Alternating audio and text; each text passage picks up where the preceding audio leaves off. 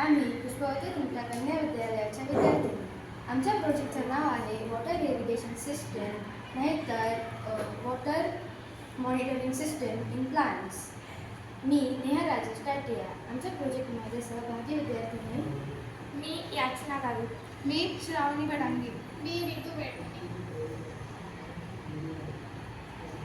याचा वापर आपण शेतीमध्ये अजून घरामध्ये पण करू शकतो.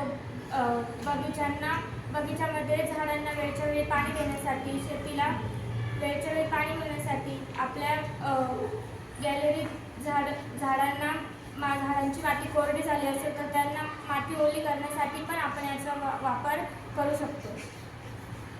त्याच्यामध्ये जे इन्स्ट्रुमेंट लागत आहे, एक breadboard, LED, resistor, jumper wire, Arduino Uno, soil moisture sensor.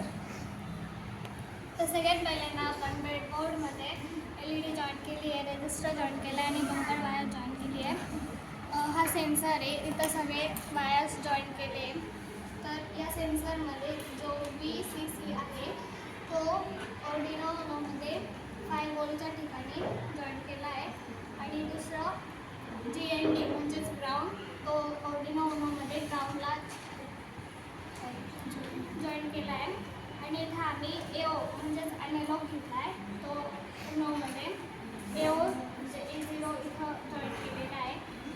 त्यानंतर ही वायर आम्ही इथं लॅपटॉपला जॉईन केली आहे. त्यानंतर कोडिंग करून आपण सेन्सरच्या मदतीने, जर सेन्सर आपण पाण्यात टाकलं तर इथे लाईट बंद होते आणि सेन्सर काढला तर लाईट चालू होते.